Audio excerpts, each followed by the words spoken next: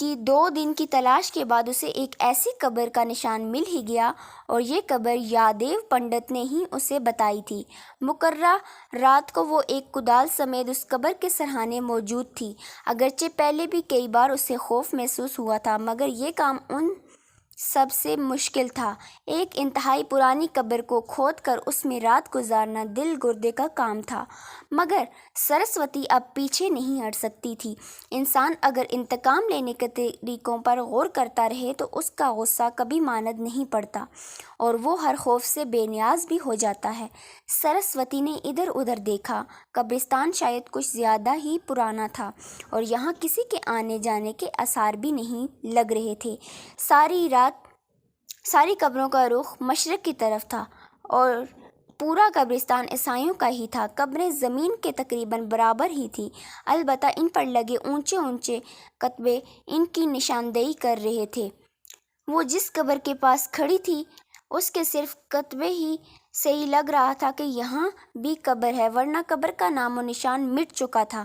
اس نے ہمت کی اور پہلا کدال قبر کی جگہ پر مارا۔ ایک ساتھ کئی چیخیں بلند ہوئیں۔ کدال اس کے ہاتھ سے چھوٹ گیا۔ گھبرا کر اس نے چاروں طرف دیکھا۔ قبرستان کے ازلی سناٹے میں کوئی الو چیخا تھا۔ سرسوتی نے ایک بار پھر ہمت کی اور کدال قبر پر مارا۔ چیخیں بلند ہوئیں اور رات کے سناٹے کو چیرتی دور تک گئی۔ سرسوتی نے ہاتھ روک دیے اور سہمے سے انداز میں چاروں طرف دیکھا۔ اسے سمجھ نہیں آ رہی تھی کدال مارنے سے بلند ہونے والی چیخیں کس کی ہیں۔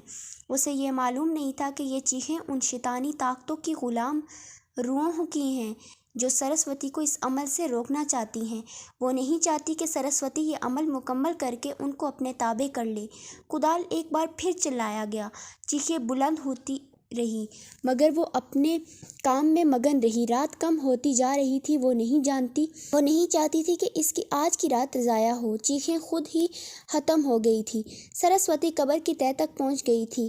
اس مشقت نے اسے تھکا دیا تھا۔ وہ پسینے سے شرابور ہو گئی تھی، مگر اس نے اپنے ہاتھ نہ روکے۔ قبر کی تہہ میں ریڑھ کی ہڈی اور ایک بوسیدہ سی کھوپڑی پڑی تھی۔ سرسوتی کے جسم میں سنسنی سی دوڑ گئی۔ اس نے ان کو ایک طرف کیا اور قبر کے اندر اتر کر لیٹ گئی۔ وہ مٹی سے لتھڑی خود بھی اس وقت بھوت ہی لگ رہی تھی۔ لیٹ کر اس نے پنڈت کا بتایا عمل پڑھنا شروع کر دیا۔ کچھ دیر تک کچھ بھی نہ ہوا۔ وہ کچھ پرسکون ہو گئی تھی جب اچانک ہی کھلی قبر سے اس کی نظر ایک سائے پر پڑی جو بتدریج بڑھتا جا رہا تھا۔ اس کے بارے میں پنڈت نے اسے بتا دیا تھا۔ اگر نہ بتایا ہوتا تو شاید وہ ڈر کر بھاگ نکلتی۔ اس نے آنکھیں بند کر لی اور مسلسل پڑھتی رہی۔ سایہ بڑھتا جا رہا تھا، پھر وہ سایہ قبر کے اوپر لیٹ گیا۔ سرسوتی کو لگا کسی نے اس پر منو وزن ڈال دیا ہے۔ دھوئیں جیسے سائے کا اتنا وزن ناقابل یقین تھا۔ سرسوتی مسلسل بڑبڑاتی رہی۔ اس کا دم گھٹنے لگا تھا، سانس لینا مشکل ہو رہا تھا۔ اسے لگا اس کا آخری وقت آن پہنچا ہے، وہ اس عمل کے اثرات سے زندہ نہیں بچ پائے گی۔ اس نے لمبے لمبے سانس لیے اور پڑھتی رہی۔ سایہ اپنی جگہ موجود تھا اور مزید بھاری ہوتا جا رہا تھا۔ سرسوتی کو اب سانس لینا بھی دوبر ہو رہا تھا۔ وہ بامشکل عمل دہراتی رہی۔ وہ جانتی تھی اگر اس نے منتر پڑھنا بند کر دیا تو یہ عمل واقعی ہی اس کی زندگی کا آخری عمل ثابت ہوگا۔ اس نے ہمت نہ ہاری اور لگاتار پڑھتی رہی۔ عمل آخری مراحل میں تھا جب اچانک قبر کی ساری مٹی اس پر آ گری اور زندہ قبر میں دفن ہو گئی۔ اس نے اپنا پورا زور لگایا مگر قبر سے نکل نہ سکی۔ اس کی سانسیں بند ہونے لگیں۔ تب ایک ہاتھ قبر کے اندر آیا اور اسے ایسے باہر کھینچ لیا جیسے وہ ہلکی سی کوئی چیز ہو۔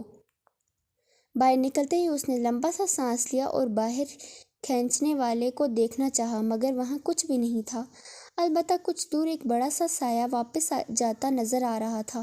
سرسوتی کا عمل مکمل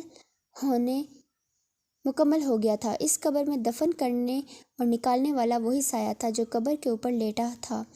اس نے چاہا تھا کہ سرسوتی اپنے عمل کو روک دے مگر ناکام رہا تھا۔ عمل مکمل ہونے پر اسے سرسوتی کی مدد کرنا پڑی۔ سرسوتی نے کدال اٹھایا اور واپس جنگل کی طرف چل پڑی۔ صبح ہونے تک وہ جنگل میں اپنے ڈیرے پر پہنچ گئی تھی۔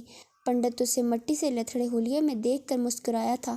شاید اسے سرسوتی کے ایسے ہی حلیے کی توقع تھی۔